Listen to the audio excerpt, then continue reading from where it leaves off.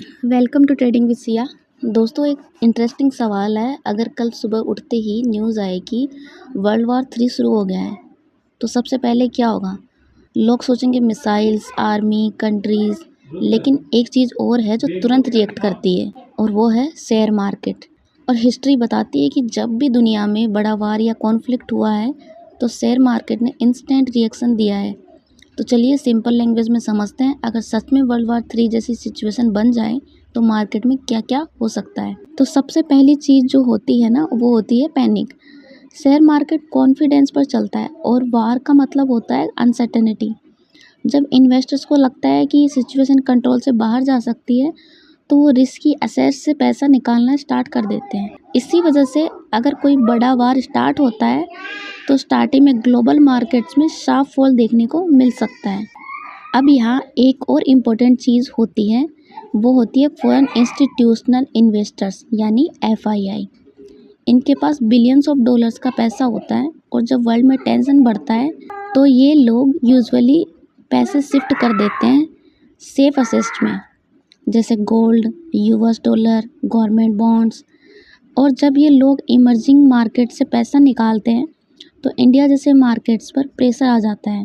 इसी वजह से वार के टाइम अक्सर सेंसेक्स और निफ्टी में वॉलेटिलिटी बढ़ जाती है। और अब आ जाती है सबसे इम्पोर्टेंट चीज़, वो है ऑयल। अगर वार का कनेक्शन मिडल ईस्ट से हुआ तो सबसे पहले ऑयल प्राइसेस रिएक्ट करते हैं, क्योंकि मिडल ईस्ट वर्ल्ड का सबसे बड़ा ऑयल सप्लाई रीजन है।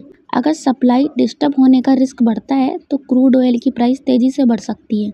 और इंडिया के लिए ये बड़ा इश्यू है, क्योंकि हम अपना ज़्यादा ऑयल इंपोर्ट करते हैं। ऑयल महंगा होने का मतलब पेट्रोल डीजल महंगा, ट्रांसपोर्ट महंगा, कंपनीज का कॉस्ट बढ़ गया, और इसका इम्पैक्ट डायरेक्टली इकोनॉमी और मार्केट पर पड़ता है। ऐसे टाइम पर कुछ सेक्टर्स सबसे ज़्यादा प्रेशर में आते हैं, जैसे एविएशन सेक्टर, क्योंकि फ्यूल कॉस्ट बहुत बढ़ जाती है। ऑटो सेक्टर, क्योंकि डिमांड स्लो हो सकती है। बैंकिंग सेक्टर, क्योंकि इकोनॉमी स्लो होने का रिस्क होता है। इसलिए वार के टाइम ये सेक्टर्स कभी कभी सबसे ज़्यादा गिरते हुए दिखते हैं। लेकिन एक इंटरेस्टिंग चीज़ भी होती है, हर स्टॉक गिरता नहीं है। कुछ सेक्टर ऐसे भी होते हैं जो वार के टाइम ऊपर जा सकते हैं, जैसे डिफेंस कंपनीज, क्योंकि मिलिट्री स्पेंडिंग बढ़ जाती है। और कुछ केसेस में ऑयल कंपनीज भी बेनिफिट कर सकती है। इसलिए मार्केट में हमेशा एक ही डायरेक्शन नहीं होती।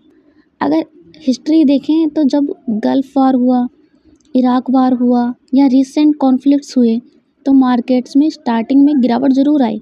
लेकिन इंटरेस्टिंग बात यह है कि ज़्यादातर केसेस में मार्केट्स ने कुछ टाइम बाद रिकवरी भी की, क्योंकि क्योंकि लॉन्ग टर्म में मार्केट फियर से नहीं, इकोनॉमिक स्ट्रेंथ से ग्रो करता है। तो अगर कभी वर्ल्ड वॉर 3 जैसी सिचुएशन बन जाती है तो शॉर्ट टर्म में मार्केट्स में हेवी वॉलेटिलिटी देखने को मिल सकती है। लेकिन इन्वेस्टर्स के लिए सबसे इम्पोर्टेंट चीज़ होती है पैनिक नहीं, समझ। क्योंकि कई बार मार्केट की गिरावट फ्यूचर अपॉर्चुनिटीज़ भी क्रिएट करती है। वैसे आप क्या सोचते हैं, अगर सच में वर्ल्ड वॉर 3 स्टार्ट हो जाए तो इंडियन शेयर मार्केट पर कितना इम्पैक्ट पड़ेगा? अपनी राय कमेंट में ज़रूर बताएं, और चैनल पर नए हैं तो चैनल को सब्सक्राइब करें।